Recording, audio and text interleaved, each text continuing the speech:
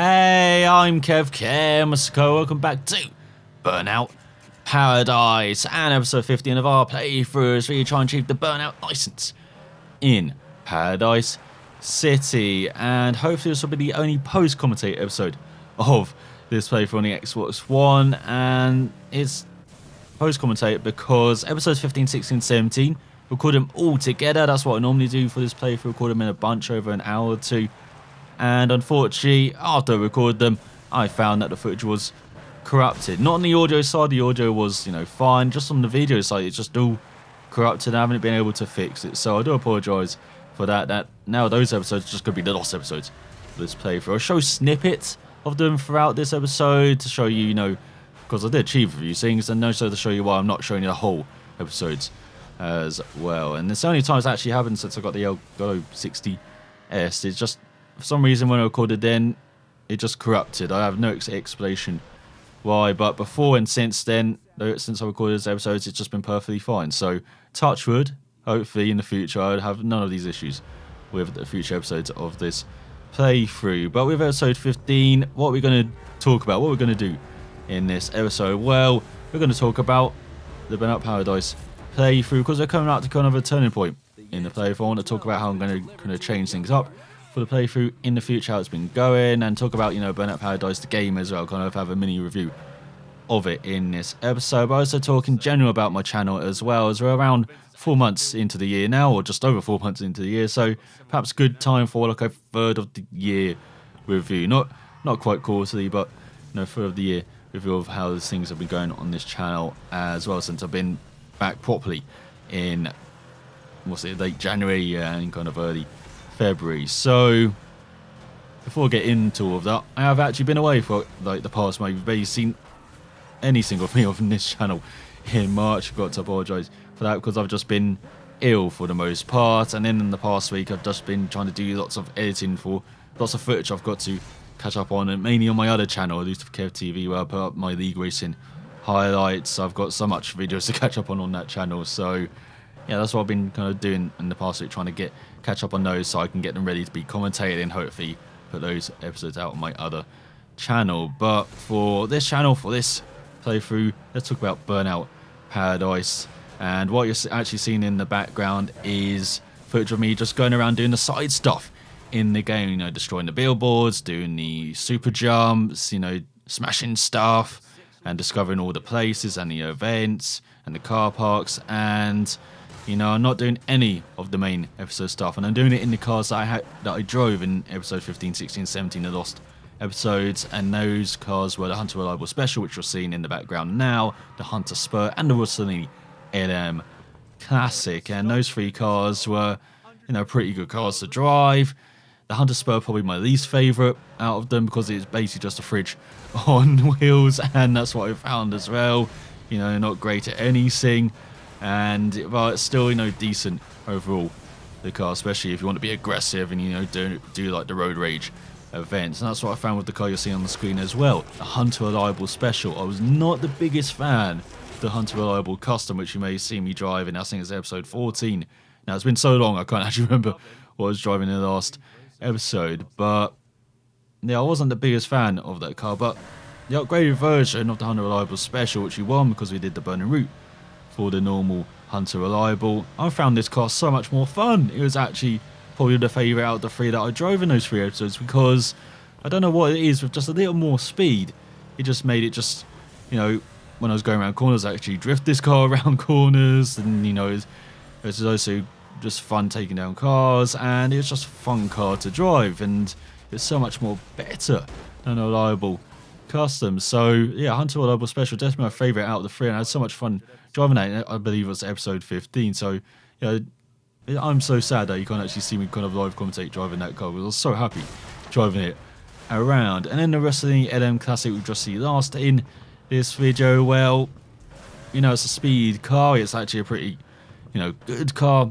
as well. Unfortunately, it's just with the lack of speed, you're waiting forever for the boost, and you're kind of just relying so much on the boost. It's perhaps one of the worst speed cars in the game, but it's a beautiful looking car. It's fun to drive as well, a bit tail happy as you would expect from kind of an older car. But yeah, it's is a decent car, just perhaps not as good as the other speed cars. And I said that lack of top speed really is a bit of a hindrance for that car if you're really going to struggle to get the boost for it. So yeah, those are the 3 cars that you're going to be seeing me drive in the background. And during those 3 episodes as well, I finally achieved the A-Class license after being in B-Class for forever. It took me so long to get upgraded that license class. I don't know, I'm not the best, racing game driver ever. If you've been watching this channel, you'll definitely, respect that and you recognise that. Especially if you've been watching this channel for years and been watching my league racing videos as well. I'm not the best at all.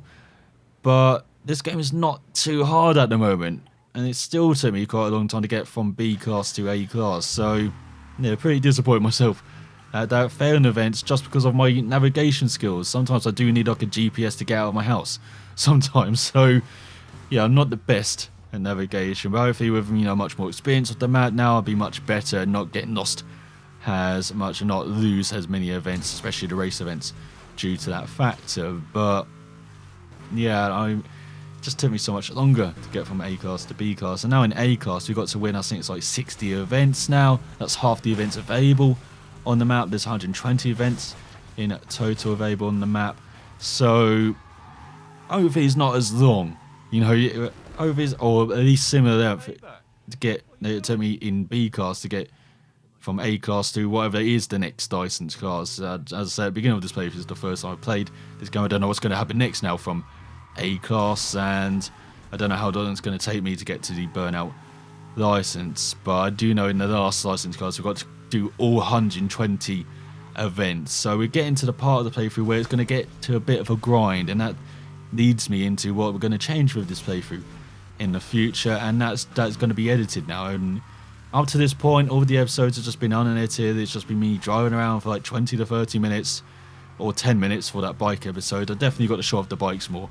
That was not a very good episode from me, but yeah, it's just mainly me just driving around the city. I was showing you the whole of the map now and doing everything, showing you the side stuff that you're seeing in the background and doing the main events. Well, in the future, I'm just going to focus on those main events. As I say, we're getting to the grinding aspects of the playthrough now, so it's just going to be event, and hopefully it'll be like up to like 10 events even per episode, compared to around 5 or 6 now, and it's the other half of the episode is me just driving around and sometimes doing some side stuff as well. So I'm going to cut out all of that driving because I've shown you, as I said, showing you most of the map now, or virtually the whole of the map, and it's just going to be concentrating on kind of the events and maybe the odd side stuff as well. So I've done most of the side stuff. I was getting around 2/3 of it. I've done over 3/4 of the smashing stuff to find, those shortcuts.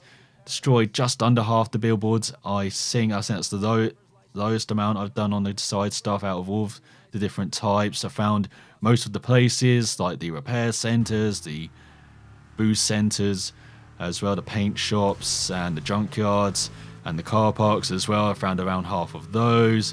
Taken down almost all of the cars that I've got to take down at the moment.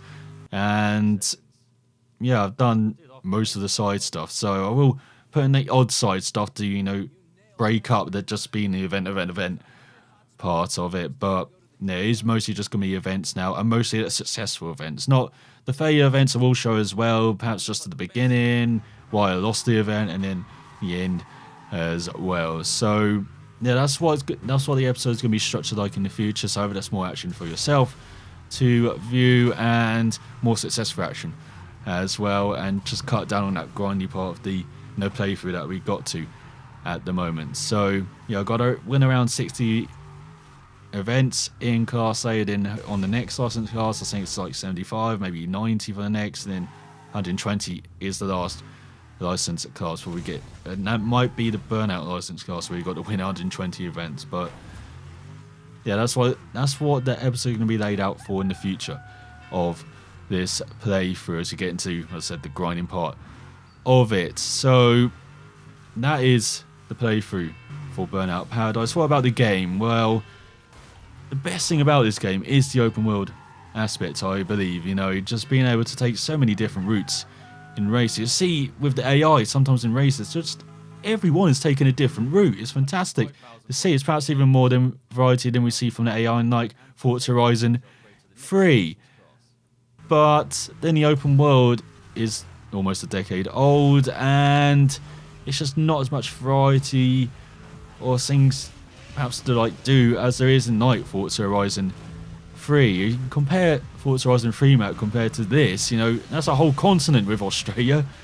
Compared to this, where it's mainly a city with a bit of countryside, there's so much difference. It shows you how much kind of open world, games have moved on, even in racing games terms have moved on. We've had a continent of America as well with the Crew. So, yeah, it does feel dated, this open world, compared to, the modern open worlds now. And that shows you, the decade of change. Open world games have had their, day in the sun as well in the past decade, of course, with the likes, of course, Red Dead Redemption or GTA, with Far Cry, with Assassin's Creed, with so many, different, companies doing open world games, and even in the racing genre, I said with the Crew, with Forza Horizon, especially with some of the guys who made this game are now working on the Forza Horizon games. But yeah, that's the best thing about this game, perhaps the limiting factor of this game as well, as even like Burnout 3, you had more variety there with the different areas, with the North American area, with the European area, with the Asian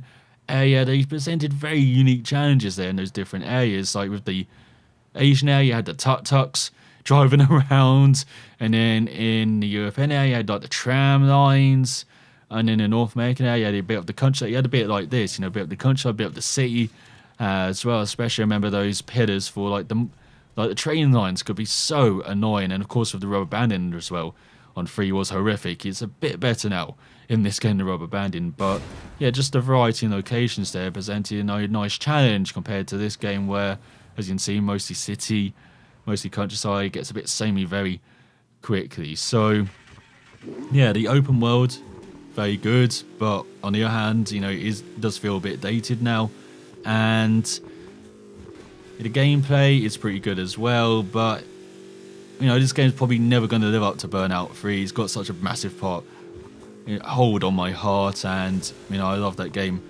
to death. Played it so many times, and even to Burnout Revenge, which I don't play nowhere near as much, and perhaps enjoyed that game a bit more than Burnout Paradise. But as I said, it's a game that's not too difficult at the moment as well. I do hope that difficulty increases going forward, but we are getting to the interesting part of the game now with the cars that we're going to win as well and get to drive. So hopefully that difficulty curve increases, get some more interesting cars to drive. So yeah, at the moment this game's got kind of third behind 3 and Revenge. I haven't really played much of 2 or the first Burnout as well, but yeah, Paradise I am enjoying, but it is showing a bit of its age as well. So it's no, I'm still enjoying the game. That's why I'm still playing it through. If I didn't, I would have stopped this after like 5 episodes. But yeah, it's kind of my mini review of Burnout Paradise at the moment.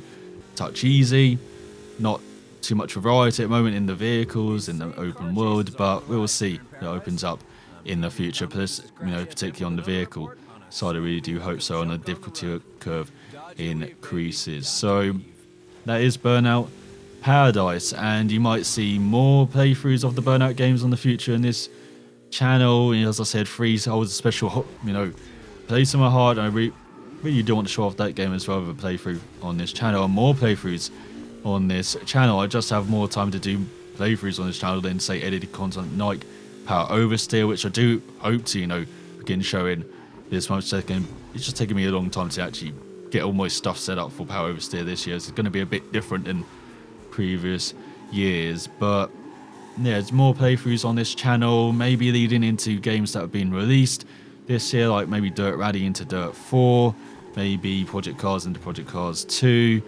but we will see in the future. That's what I kind of want to do this year with the playthroughs leading into releases coming up, and I can't wait for of course Dirt 4 and Project Cars 2, which I do hope to show on this channel as well in the future, as well as other games, some sim racing games, especially. I haven't really shown you much of that in like a year on this channel since, Automobilista, like around this time last year, and that game's coming towards the end of its life cycle. There's a little bit that Reason are still heading to that game, but it's mostly completed now, and I want to show you, of course, that game on this channel, of course, with Racing Experience, R Factor 2, perhaps even iRacing, because now they've got dirt content on that game. After we thought that was an April Fool's joke last year, they've actually done it now by this April Fool's. So, yeah, there's lots of variety there in sim racing, and fantastic to see. So I can't wait to show you all of that, and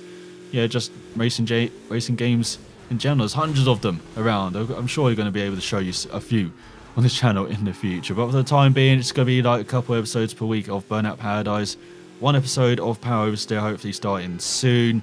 Maybe on like Monday I'll make that the Power Oversteer, episode day, and hopefully a couple of episodes of another playthrough on this channel as well, as long with on my other channel as well, ElusiveKev TV, which I mentioned earlier. I've got lots of League Racing to catch up on. Formula Xbox Season 6 and Season 7 have started now.